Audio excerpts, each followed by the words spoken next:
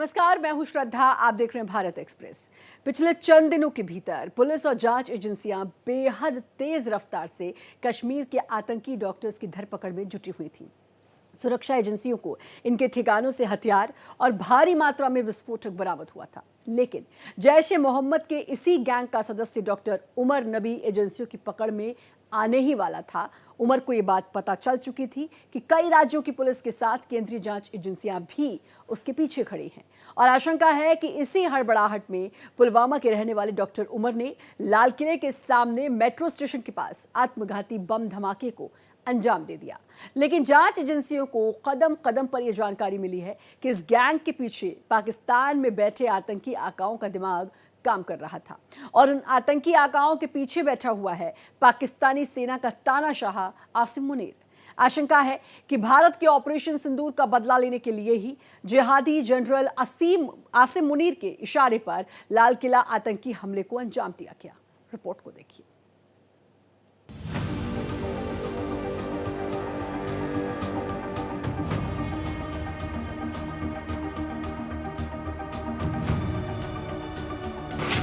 कश्मीर में सुराग, फरीदाबाद में छापा।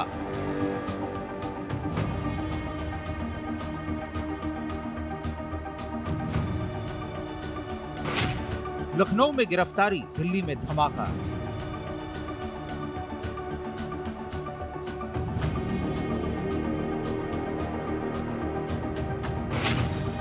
हेड से पैनिक में आया आतंकी डॉक्टर उमर।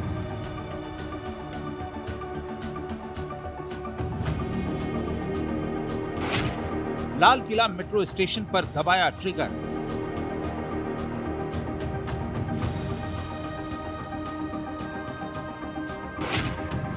ऑपरेशन सिंदूर के बदले की आशंका।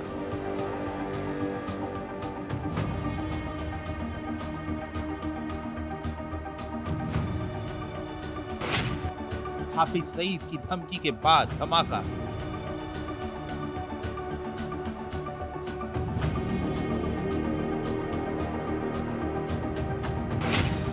दिल्ली ब्लास्ट के बाद खौफ में पाकिस्तान।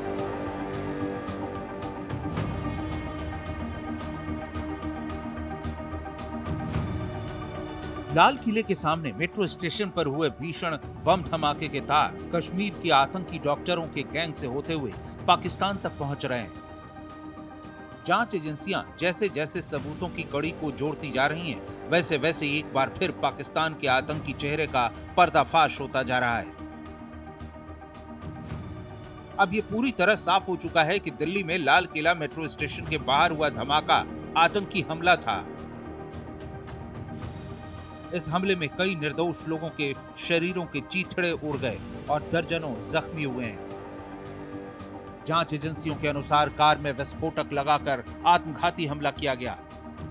अब तक की जांच में सामने आया है कि दिल्ली लाल किला ब्लास्ट के तार फरीदाबाद आतंकी मॉड्यूल से जुड़े हुए हैं।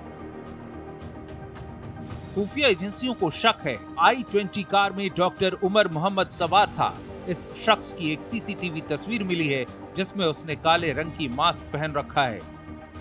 पुलिस घटनास्थल से बरामद कार में मिले शव का डीएनए टेस्ट करवाएगी ताकि ये पुष्टि की जा सके कि कार में सवार शख्स डॉक्टर उमर मोहम्मद ही था। बता दें, फरीदाबाद में भारी मात्रा में बरामद अमोनियम नाइट्रेट के मामले की जानकारी मिलने के बाद दिल्ली पुलिस समेत दूसरी एजेंसियां डॉक्टर उमर मोहम्मद की तलाश कर रही थीं। सूत्रों के मुताबिक जब फरीदाबाद टेरर मॉड्यूल में ताबड़तोड़ गिरफ्तारियां की जाने लगीं, तो डॉक्टर उमर मोहम्मद को पकड़े जाने का डर सताने लगा और फिर दहशत में उसने आतंकी हमले की योजना बनाई। आतंकी उमर ने अपने साथियों के साथ कार में डेटोनेटर लगाया और धमाके को अंजाम दिया। जम्मू कश्मीर और फरीदाबाद पुलिस जिस डॉक्टर की तलाश कर रही थी, वो कश्मीर का रहने वाला उमर मोहम्मद ही था। दिल्ली पुलिस स्पेशल सेल के सूत्रों के अनुसार अब तक की जांच में इस बात के संकेत मिल रहे हैं कि लाल किले के पास हुए कार ब्लास्ट के तार फरीदाबाद टेरर मॉड्यूल से जुड़े हैं। लाल किले के पास करीब करीब शाम को 7 बजे हुंडई I-20 कार में एक ब्लास्ट हुआ है और ब्लास्ट के कारण कार और कार के आसपास थी। 3-4 व्हीकल और खड़े हुए लोग, ऑटो में बैठे हुए लोग इंजर्ड भी हुए हैं और कुछ मृत्यु भी हुई है। अस्पताल के सूत्रों के अनुसार अब तक 8 लोगों की मृत्यु हो चुकी है, कुछ लोग इंजर्ड हैं। हम सभी एंगल को खुला रखते हुए इसकी गहन जांच शुरू कर दी है। जैसे ही ब्लास्ट की सूचना मिली, Delhi police special cell, crime branch, NIA की टीम, एसपीजी की टीम, एफएसएल की टीम मौके पर पहुंच गई है और सभी प्रकार की जांच हम तेजी से कर रहे हैं। इस मॉड्यूल का भंडाफोड़ हाल में जम्मू कश्मीर पुलिस ने किया है। इस टेरर मॉड्यूल में शामिल आतंकी जैश ए मोहम्मद और अंसार गजवातुल हिंद जैसे प्रतिबंधित संगठनों से जुड़े थे और उनके इशारे पर काम कर रहे थे। इस टेरर मॉड्यूल में 2 पुरुष और 1 महिला डॉक्टर भी शामिल थी। इस मामले में पुलिस ने फरीदाबाद के डॉक्टर मुजम्मिल अहमद गनई, पुलवामा के डॉक्टर आदिल अहमद राथर को अरेस्ट किया है। इसके अलावा पुलिस ने लखनऊ की डॉक्टर शाहीन शाहिद को गिरफ्तार किया है। दावा किया जा रहा है कि लेडी डॉक्टर शाहीन जैश की महिला विंग जमाल उल मोमिनात की इंडिया हेड की जिम्मा संभाल रही थी। उसका टारगेट यही था कि भारत में महिलाओं को ज्यादा से ज्यादा संख्या में आतंकी ग्रुप से जोड़ा जाए। इसी ब्लास्ट में पुलिस को आतंकी डॉक्टर मोहम्मद उमर की तलाश थी। पुलिस ने फरीदाबाद के विस्फोटकों की बरामदगी के मामले में 7 आरोपियों को गिरफ्तार किया और करीब 2900 किलो विस्फोटक, हथियारों का जखीरा और कई आपत्तिजनक वस्तुएं बरामद की हैं। दरअसल फरीदाबाद और जम्मू कश्मीर के बीच फैले एक आतंकी नेटवर्क की परतें तब खुलनी शुरू हुई जब 2 डॉक्टर की गिरफ्तारी के बाद एजेंसियों के हाथ खतरनाक सुराग लगे। इन्हीं सुरागों के आधार पर जांच टीमों ने तीसरे डॉक्टर उमर की तलाश शुरू की, लेकिन इससे पहले कि एजेंसियां उसे पकड़ पाती, दिल्ली में धमाका हो गया। सबसे पहले गिरफ्तारी हुई डॉक्टर मुजम्मिल शकील की। जम्मू कश्मीर और फरीदाबाद पुलिस ने संयुक्त ऑपरेशन में उसे दबोचा। पुलवामा निवासी मुजम्मिल फरीदाबाद की अल फलाह यूनिवर्सिटी में सीनियर डॉक्टर था। वो पिछले 3.5 साल से वहीं काम कर रहा था और यूनिवर्सिटी कैंपस में ही रहता था। पुलिस सूत्रों के मुताबिक पूछताछ के दौरान उसने कई अहम राज खोले। उसकी निशानदेही पर फरीदाबाद पुलिस ने भौज इलाके में एक किराए के कमरे पर छापा मारा। वहां से 360 किलो अमोनियम नाइट्रेट, 20 टाइमर और 20 बैटरियां बरामद हुई। ये सामान पिछले 15 दिनों में ही मुजम्मिल तक पहुंच गया था। अमोनियम नाइट्रेट को छिपाने के लिए उसने 8 बड़े और 4 छोटे सूटकेस तैयार किए थे। शुरुआती अनुमान के मुताबिक ये सामग्री किसी बड़े विस्फोट में इस्तेमाल की जानी थी, यानी डॉक्टर के वेश में बैठा एक शख्स आतंकी हमले की योजना पर काम कर रहा था। सुरक्षा एजेंसियों ने जब मुजम्मिल के इलेक्ट्रॉनिक उपकरणों और बैंक ट्रांजैक्शन की जांच की तो उसके जैश ए मोहम्मद से संबंधों के प्रमाण मिले। पुलिस को उसके फोन, लैपटॉप और ईमेल से कई एनक्रिप्टेड मैसेज और विदेशी नंबरों से हुई चैटिंग के डेटा मिले हैं। जांच में यह भी खुलासा हुआ कि मुजम्मिल एक ऐसे नेटवर्क का हिस्सा था जो पिछले कुछ महीनों से उत्तर भारत में सक्रिय था और असलहा जमा करने के साथ साथ एक बड़े आतंकी हमले की तैयारी में जुटा था। इसी कारण जम्मू कश्मीर पुलिस ने घाटी में कई ठिकानों पर छापेमारी की और कुछ और संदिग्धों को हिरासत में लिया। जांच के सिलसिले में पुलिस ने डॉक्टर शाहीन शाहिद नाम की महिला डॉक्टर को गिरफ्तार किया है। देखिए, हम सभी एंगल्स को ओपन रखकर सभी दृष्टि से जांच कर रहे हैं। घटना किस कारण से हुई ये अभी कहना बहुत मुश्किल है। जब तक विस्फोट के स्पॉट पर से जो स्पेसिमेंस मिलेंगे, इसका जब तक एफएसएल का एनालिसिस, एनएसजी का एनालिसिस नहीं होता, इसके बारे में कुछ भी कहना दिक्कत है। शाहीन मूल रूप से लखनऊ के लालबाग की रहने वाली बताई जा रही है। ये वही महिला है जिसकी कार से राइफल, पिस्टल और जिंदा कारतूस बरामद किए गए। सूत्रों के मुताबिक ये स्विफ्ट कार उसी अल फलाह यूनिवर्सिटी से जब्त की गई जहां मुजम्मिल भी काम करता था।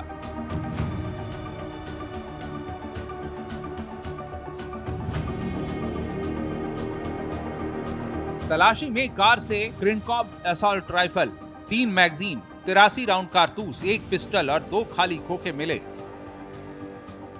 पुलिस का कहना है कि महिला डॉक्टर शाहीन और मुजम्मिल अक्सर साथ दिखाई देते थे। दोनों के बीच लगातार संपर्क था और कई बार शाहीन की कार का इस्तेमाल मुजम्मिल करता था। शाहीन से पूछताछ के बाद जांच एजेंसियों को कुछ और नाम और मोबाइल नंबर मिले। कॉल डिटेल रिकॉर्ड से यह साफ हुआ कि मुजम्मिल और शाहीन का संपर्क दिल्ली, लखनऊ और श्रीनगर के कई नंबरों से था।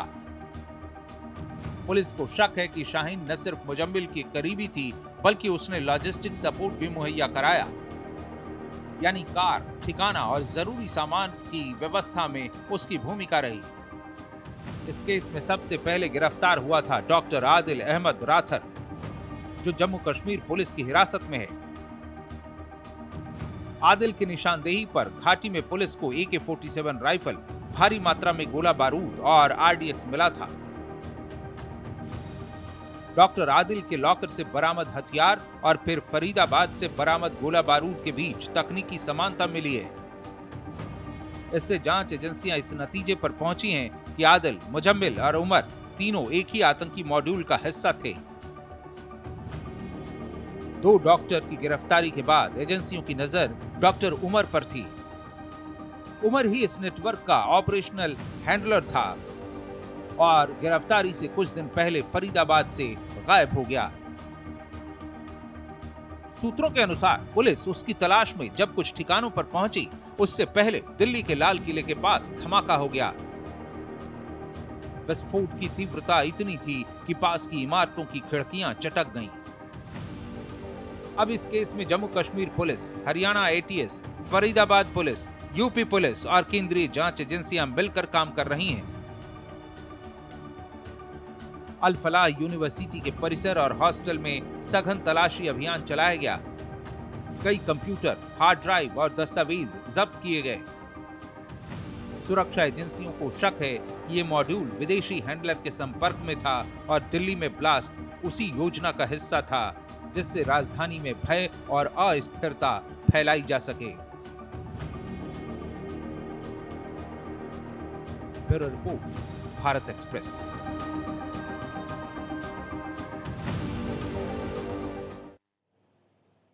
ऑपरेशन सिंदूर के बाद से पाकिस्तानी सेना और वहां का ठिकाना जमाए बैठे आतंकी आकाओं की तरफ से धमकी भरे बयानों का सिलसिला लगातार जारी था।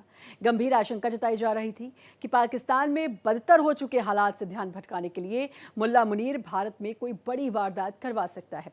असीम मुनीर ने ऑपरेशन सिंदूर में पाकिस्तान की बड़ी हार को भुनाते हुए अपने कद को और बढ़ा कर लिया और अब दिल्ली धमाके के सबूतों से जुड़ती हुई हर कड़ी पाकिस्तान की तरफ इशारा कर रही है।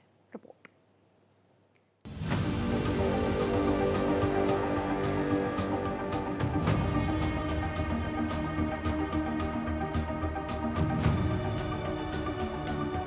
पिछले कुछ महीनों की घटनाएं इस तरफ साफ साफ इशारा कर रही हैं कि राजधानी दिल्ली में हुआ कार ब्लास्ट किसी बड़ी साजिश का हिस्सा है। पहले लश्कर कमांडर की धमकी, फिर कश्मीर में बरामद हथियार, गुजरात में पकड़ा गया रिसीन जहर और फरीदाबाद में जब्त 2900 किलो विस्फोटक। ये कड़ियां बयान कर रही हैं कि ऑपरेशन सिंदूर में भारत के हाथों बुरी तरह मार खाया पाकिस्तान फिर अपनी नापाक आतंकी हरकतों पर उतारू हो रहा है। गौरतलब है कि कश्मीर के पहलगाम में इसी साल 22 अप्रैल को आतंकी हमला हुआ था। इसमें 26 पर्यटक मारे गए थे।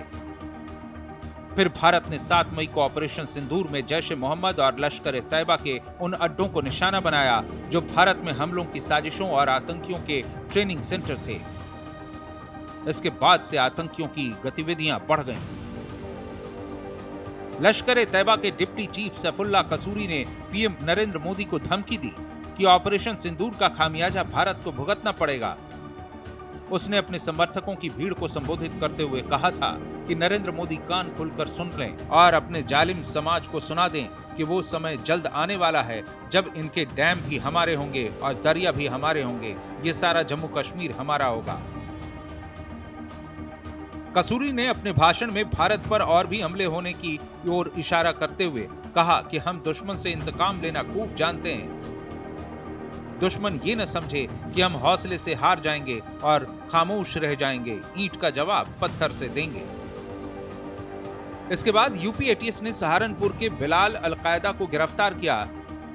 वो आतंकी संगठन अलकायदा से जुड़ा हुआ था। पुलिस को जांच में पता चला कि उसने अलकायदा के हैंडलर समेत करीब 4000 से ज्यादा फोन नंबरों के संपर्क में था। पाकिस्तानी हैंडलर उसे आतंकी हमले की योजना को लेकर लगातार निर्देश भेज रहे थे। वो सोशल मीडिया पर जिहाद की बातें करता था। वहीं अक्टूबर में पाकिस्तान अधिकृत कश्मीर में एक हाई लेवल मीटिंग हुई थी। इस मीटिंग में पाकिस्तानी इंटेलिजेंस एजेंसी ISI, जमाते इस्लामी और हिजबुल मुजाहिदीन के आतंकी शामिल थे। इस मीटिंग में ऑपरेशन सिंदूर का बदला लेने की योजना को अंतिम रूप दिया गया। इसके लिए ISI ने भारत में हमले बढ़ाने के आदेश दिए थे। साथ ही निष्क्रिय हुए टेरर सेल्स को फिर से जीवित करने पर भी काम शुरू हुआ। इसी दौरान सोशल मीडिया पर लश्कर-ए-तैयबा के सीनियर कमांडर सैफुल्लाह सैफ का एक वीडियो सामने आया, जिसमें वो दावा कर रहा है कि हाफिज सईद खाली नहीं बैठे हैं, वो बांग्लादेश के रास्ते भारत पर हमले की तैयारी कर रहे हैं। सैफ ने दावा किया है कि इब्तिसाम इलाही जहीर बांग्लादेश पहुंच गया है। हिंदुस्तान उसे बांग्लादेश का राइट हैंड बता रहा है। वो बांग्लादेश में कश्मीर और फिलिस्तीन की बात कर रहा है। लश्कर के आतंकी बांग्लादेश के रास्ते भारत में घुसेंगे और पूरी दुनिया में मुसलमानों की आवाज बनेंगे। सैफ ने लश्कर की इस प्लानिंग को ऑपरेशन सिंदूर का जवाब बताया है। यह वीडियो 30 अक्टूबर का बताया जा रहा है, जिसमें सैफ छोटे बच्चों को जिहाद के रास्ते पर चलने और भारत के खिलाफ हथियार उठाने के लिए उकसा रहा है। सुभाष मार्ग ट्रैफिक सिग्नल पर I-20 हुंडई गाड़ी में एक ब्लास्ट हुआ है। ब्लास्ट के कारण आसपास की कुछ गाड़ियां और कुछ मार्ग पर जा रहे लोग भी इंजर्ड होने के समाचार हैं। प्राथमिक सूचना जो मिली है उसमें कुछ लोग हताहत भी हुए हैं। ब्लास्ट की सूचना आते ही 10 मिनट में Delhi crime branch, Delhi special branch की टीमें स्पॉट पर पहुंची है और NIA की टीम FSL के साथ अभी गहन जांच करने का शुरू किया है। आसपास के स्थान के सभी CCTV कैमरा और बाकी सब चीज़ों की जांच के आदेश दे दिए गए हैं। मेरी CP दिल्ली से भी बात हुई है, स्पेशल ब्रांच के इंचार्ज से भी बात हुई है। CP दिल्ली और स्पेशल ब्रांच के इंचार्ज स्पॉट पर मौजूद हैं। हम सभी संभावनाओं को तराश रहे हैं और सभी संभावनाओं को ध्यान में रखकर इसकी गहन जांच की जाएगी। विशेषज्ञों के मुताबिक दिल्ली धमाके के बाद भारत को पूर्वी सीमा की तरफ भी सतर्क रहना चाहिए। मोहम्मद यूनुस वैसे ही भारत विरोधी बयान देते रहते हैं। भारत जिस तरह से पश्चिमी सीमा की सुरक्षा करता है, उसी स्तर पर पूर्वी सीमा की सुरक्षा भी बढ़ाई जानी चाहिए। यहां बताना जरूरी है कि गुजरात में 8 नवंबर को हैदराबाद के 35 साल के डॉक्टर अहमद मोयुद्दीन सैयद को ATS ने गिरफ्तार किया। उसके पास से हथियार और खतरनाक जहर रिसीन बनाने का सामान बरामद हुआ। सैयद के पास से जो 2 ग्लॉक पिस्टल और 1 बरेटा पिस्टल, 30 जिंदा कारतूस, रिसीन तैयार करने में काम आने वाले 4 किलो कास्टर बीन्स का गूदा भी था। इन हथियारों को ड्रोन के जरिए पाकिस्तान से स्मगल किया गया था। पुलिस जांच में पता चला कि वो पाकिस्तान समर्थित एक आतंकी साजिश का हिस्सा था, जिसका मकसद भारत के कई इलाकों में बम ब्लास्ट करना था। उसके फोन कॉल की डिटेल से 2 और साथी यूपी के आजाद सुलेमान शेख और मोहम्मद सुहेल मोहम्मद सलीम खान को भी गिरफ्तार किया गया। वहीं जम्मू कश्मीर पुलिस ने जानकारी दी थी कि हरियाणा के फरीदाबाद से लखनऊ तक एक ऑपरेशन चलाकर 2900 किलो विस्फोटक जब्त किया गया है, जिसमें करीब 350 किलो अमोनियम नाइट्रेट है। 19 अक्टूबर को श्रीनगर में कई इलाकों में जैश ए मोहम्मद के पोस्टर लगे दिखे, जिसकी खोज करने पर पुलिस को पता चला कि पढ़े लिखे और इज्जतदार प्रोफेशन में नौकरी करने वाले लोगों का एक समूह पाकिस्तान के लिए काम कर रहा है। ग्रुप को ट्रेस किया गया तो फरीदाबाद की अल फलाह यूनिवर्सिटी में पढ़ाने वाले डॉक्टर मुजम्मिल शकील और लखनऊ से उसकी गर्लफ्रेंड डॉक्टर शाहीन शाहिद को गिरफ्तार किया गया। मुजम्मिल शकील के कमरे से 360 किलो विस्फोटक और AK-56 राइफल पकड़ी गई। शाहीन की कार से कश्मीर में AK-47 राइफल और जिंदा कारतूस और अन्य संदिग्ध सामग्री जब्त की गई है। इससे पहले 7 नवंबर को जम्मू कश्मीर पुलिस ने उत्तर प्रदेश के सहारनपुर से डॉक्टर आदिल अहमद को गिरफ्तार किया था। वो अनंतनाग का रहने वाला है। आदिल अनंतनाग के सरकारी मेडिकल कॉलेज में प्रैक्टिस करता था। पुलिस के मुताबिक ये सभी जैश ए मोहम्मद और अंसर गजवातुल हिंद जैसे प्रतिबंधित आतंकी संगठनों से जुड़े हुए हैं। विशेषज्ञों को सोमवार सुबह की घटनाओं और शाम को लाल किले में हुए ब्लास्ट में कनेक्शन दिखाई देता है। जानकारों के मुताबिक दिल्ली ब्लास्ट के पीछे सीधे सीधे पाकिस्तानी तानाशाह असीम मुनीर का हाथ है। यही वजह है कि दिल्ली विस्फोट के बाद पाकिस्तान ने अपनी सुरक्षा अलर्ट को अभूतपूर्व स्तर तक बढ़ा दिया है। पाकिस्तान ने अपने सभी हवाई अड्डों और एयरफील्ड के लिए रेड अलर्ट जारी कर दिया है। पाकिस्तान ने भारत की ओर से सैन्य कार्रवाई और सीमा पर तनाव बढ़ने के अंदेशे के चलते ऐसा किया है। पाकिस्तान ने थल, जल और वायु सेना के अलावा सशस्त्र बलों को भी हाई अलर्ट पर रखा है। पाकिस्तान की मध्य कमान ने सभी सैन्य शाखाओं को घटनाक्रम पर कड़ी नजर रखने के लिए कहा है। साथ ही भारत की ओर से किसी भी संभावित हमले की स्थिति के लिए तैयार रहने का निर्देश दिया है। पाकिस्तानी वायुसेना को एयर डिफेंस सक्रिय करने के साथ ही यह सुनिश्चित करने का आदेश दिया गया है कि अग्रिम ठिकानों से विमान तुरंत उड़ान भर सकें। इसके अलावा 11 नवंबर से 12 नवंबर तक एयरमैन को नोटिस यानी नाटैम जारी किया गया है, जो तनावपूर्ण सीमा क्षेत्र में हवाई यातायात प्रतिबंधों और सुरक्षा प्रोटोकॉल में वृद्धि का संकेत देता है। दिल्ली बम धमाके के तार फिर पाकिस्तान से जुड़ रहे हैं। ऐसे में पाकिस्तान को पहलगाम हमले के बाद हुए ऑपरेशन सिंदूर की याद आ रही है। इस साल अप्रैल में पहलगाम हमले के बाद भारत ने पाकिस्तान में हवाई हमले किए थे। भारत ने सीज फायर के बाद साफ किया था कि अगर पाकिस्तान की ओर से फिर कोई आतंकी हमला किया गया तो उसका कड़ा जवाब दिया जाएगा। Bureau report, Bharat express. Pakistan परस्त आतंकियों ने पहलगाम में निर्दोष नागरिकों का नरसंहार किया। भारत ने ऑपरेशन सिंदूर के तहत पाकिस्तान में घुसकर आतंकियों और मुनीर सेना पर भीषण प्रहार किया। अब दिल्ली बम धमाके के बाद प्रधानमंत्री नरेंद्र मोदी ने दोषियों को गंभीर दंड देने का ऐलान किया है।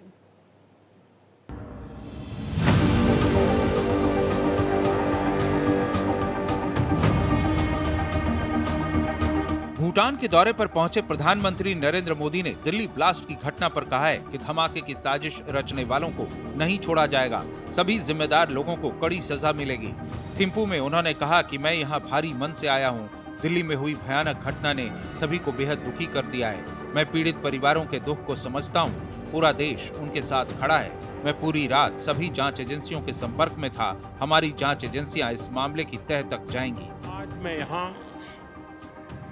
बहुत भारी मन से आया हूं। कल शाम दिल्ली में हुई भयावह घटना ने सभी के मन को व्यथित कर दिया है। मैं पीड़ित परिवारों का दुख समझता हूं। आज पूरा देश उनके साथ खड़ा है। मैं कल रात भर इस घटना की जांच में जुटी सभी एजेंसियों के साथ, सभी महत्वपूर्ण लोगों के साथ संपर्क में था, विचार विमर्श चलता था, जानकारियों के तार जोड़े जा रहे थे। हमारी एजेंसियां इस षड्यंत्र की तह तक जाएगी। इसके पीछे के षड्यंत्रकारियों को बख्शा नहीं जाएगा। वहीं दिल्ली डिफेंस डायलॉग के दौरान रक्षा मंत्री राजनाथ सिंह ने भी लाल किला मेट्रो स्टेशन पर हुए धमाके में जान गंवाने वाले लोगों के प्रति संवेदना जाहिर की। उन्होंने कहा कि मैं अपने नागरिकों को भरोसा देता हूं कि देश की अग्रणी एजेंसियां गहन जांच कर रही हैं और इस त्रासदी के लिए जिम्मेदार लोगों को इंसाफ के कटघरे में लाया जाएगा। राजनाथ सिंह ने ये भी कहा कि जांच के नतीजे जल्द ही सार्वजनिक किए जाएंगे। I extend my heartfelt condolences to all those who lost their lives in the tragic incident that occurred in Delhi yesterday. I pray to God to grant strength and solace to the bereaved families in this hour of deep grief. From this platform, I wish to assure my citizens that the country's leading investigative agencies are conducting a swift and thorough inquiry into the incident. The findings of the investigation will soon be made public. I want to formally assure the nation that those responsible for this tragedy will be brought to the justice and will not be spared under any circumstances. वहीं दिल्ली धमाके को लेकर केंद्रीय गृह मंत्री अमित शाह ने सुरक्षा एजेंसियों के साथ उच्च स्तरीय बैठक की। इस बैठक में केंद्रीय गृह सचिव, आईबी के निदेशक, जम्मू कश्मीर पुलिस के डीजीपी और गृह मंत्रालय के बड़े अफसर शामिल थे। ये बैठक करीब 1.5 घंटे तक चली। बता दें, लाल किले के पास हुए कार धमाके ने कई मासूमों की जान ले ली। वहीं दर्जनों लोग गंभीर तौर पर जख्मी हैं। इस धमाके ने 14 साल बाद दिल्ली के अमन में खलल डाला है। इससे पहले 2008 में राजधानी बम धमाकों की गवाह बनी थी। भारत की राजधानी न केवल सत्ता का केंद्र है, बल्कि देश की सुरक्षा और शांति का प्रतीक भी मानी जाती है। लेकिन पिछले 4 दशकों में ये शहर कई बार आतंक की आग में झुलसा है। यहाँ हुए धमाके सिर्फ जान माल का नुकसान नहीं थे, बल्कि देश की सुरक्षा व्यवस्था, खुफिया तंत्र और लोगों के भरोसे को झकझोर देने वाले साबित हुए। साल 1985 में दिल्ली में पहला बड़ा धमाका हुआ, जब 10 मई को ट्रांजिस्टर में फिट किए गए बम एक साथ कई जगह फट पड़े। इन धमाकों में सिर्फ दिल्ली में ही 49 लोगों की मौत और 187 लोग घायल हुए थे। ये हमला बसों, बाजारों और सार्वजनिक स्थानों पर किया गया था। आजादी के बाद की ये शुरुआती बड़ी आतंकी वारदात थी, जिसने दिल्ली के दिल में डर का बीज बो दिया। इसके बाद 21 मई 1996 को लाजपत नगर के सेंट्रल मार्केट में भयंकर धमाका हुआ। शाम के वक्त भीड़-भाड़ के बीच हुए इस विस्फोट में 13 लोगों की मौत और 38 से ज्यादा लोग घायल हुए। इस हमले की जिम्मेदारी जम्मू कश्मीर इस्लामिक फ्रंट ने ली थी। ये वो दौर था जब कश्मीर में आतंकवाद तेजी से फैल रहा था और उसकी लपटें दिल्ली तक पहुंच चुकी थी। इस वारदात ने साफ कर दिया कि अब आतंक केवल सीमावर्ती इलाकों तक सीमित नहीं रहा, बल्कि राजधानी में भी पहुंच चुका है। साल 2005 में दिवाली से ठीक 2 दिन पहले 29 अक्टूबर को 3 जगहों पर एक साथ धमाके हुए। पहाड़गंज, गोविंदपुरी और सरोजनी नगर मार्केट में हुए इन विस्फोटों ने पूरे देश को हिला दिया। 62 लोग मारे गए और 210 से ज्यादा घायल हुए। इस हमले की जिम्मेदारी लश्कर-ए-तैयबा से जुड़े एक संगठन ने ली थी। त्योहारों के मौसम में हुई इस घटना ने यह दिखाया कि आतंकी किसी भी मौके को अपने फायदे के लिए इस्तेमाल कर सकते हैं। 13 सितंबर 2008 को एक बार फिर दिल्ली आतंक की चपेट में आई। उस दिन 5 जगहों करोल बाग, कनॉट प्लेस और ग्रेटर कैलाश में लगभग एक ही समय में विस्फोट हुए थे। इन हमलों में करीब 20 लोगों की मौत हुई थी और 100 से ज्यादा लोग घायल हुए थे। इन धमाकों की जिम्मेदारी इंडियन मुजाहिदीन ने ली थी। ये वो दौर था जब देश के कई शहरों में सिलसिलेवार धमाके हो रहे थे। जयपुर, अहमदाबाद और हैदराबाद के बाद दिल्ली में भी वही पैटर्न दोहराया गया। 27 सितंबर 2008 को मेहरौली के फूल बाजार में एक टिफिन में रखा बम फटा। मोटरसाइकिल पर आए 2 युवकों ने वो टिफिन वहीं छोड़ दिया था और कुछ मिनटों बाद तेज धमाका हुआ। 3 लोगों की मौत और 23 लोग घायल हुए।